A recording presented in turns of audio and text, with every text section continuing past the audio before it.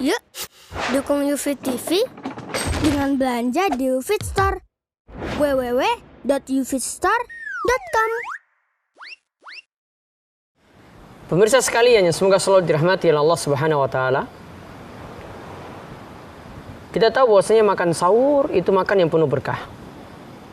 Namun apakah di waktu siang seperti ini jika kita menjalankan ibadah siam, ibadah puasa Ramadan, kita diperkenankan makan sahur ketika kita bangun di siang hari seperti ini?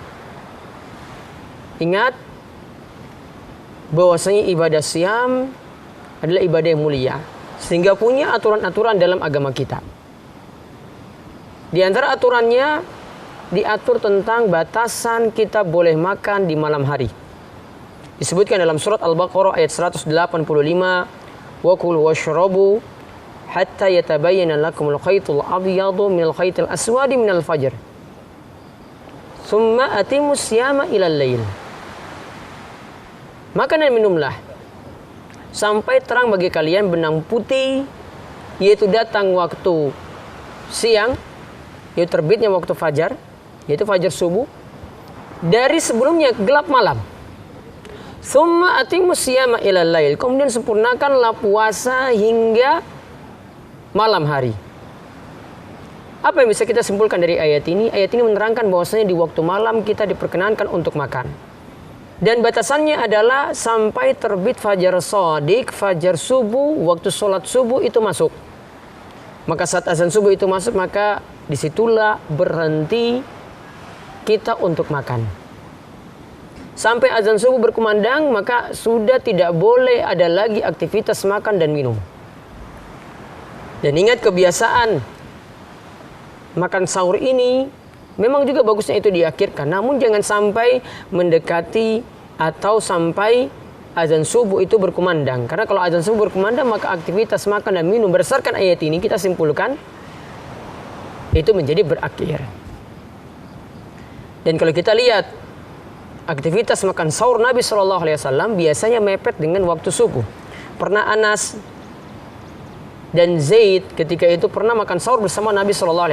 Ketika Rasulullah SAW berdiri, lantas kedua sahabat ini keluar juga mengikuti Nabi SAW.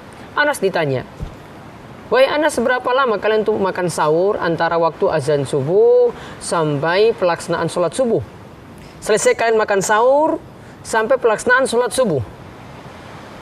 Maka begitu dikatakan oleh Anas, "Qadru yaqra'ur rajulu khamsina ayah." Yaitu sekadar seseorang itu membaca 50 ayat Al-Quran.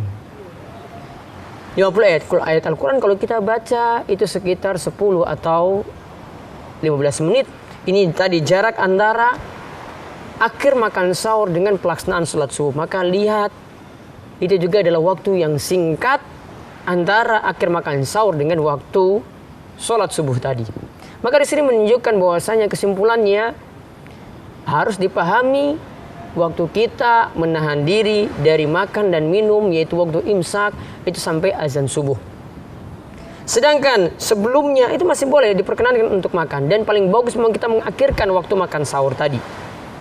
Dan diingat pula bahwasanya syariat yang memperkenankan atau menganjurkan ya untuk makan hanya boleh sampai waktu imsak saja. Setelah waktu imsak tidak diperkenankan, karena waktu imsak dikatakan 10 menit sebelum azan subuh. Maka ini akan bertolak belakang dengan apa yang disebutkan dalam surat Al-Baqarah ayat 185 tadi. Oleh karena itu, kapan kita berhenti makan sahur? Sampai azan subuh. Gimana kalau masih diteriakan imsak 10 menit sebelum azan subuh? Tetap masih boleh untuk makan sahur, dan itu cuma kehati-hatian saja. Namun masih boleh dilanjutkan sampai mendekati azan subuh itu berkumandang. Pahami hal ini. Mudah-mudahan makan sahur kita penuh berkah dan puasa kita juga dimudahkan oleh Allah Subhanahu wa taala.